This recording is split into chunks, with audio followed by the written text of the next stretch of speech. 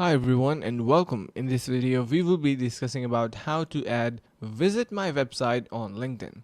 Now before we start, click the link in the description below to get 50% off the highest rated LinkedIn growth course by LinkedIn's top influencer that will teach you how to grow and monetize your LinkedIn account. Now jumping back onto the video, the steps are going to be quite simple. What you're going to do is simply head over to your profile from the left side of your screen.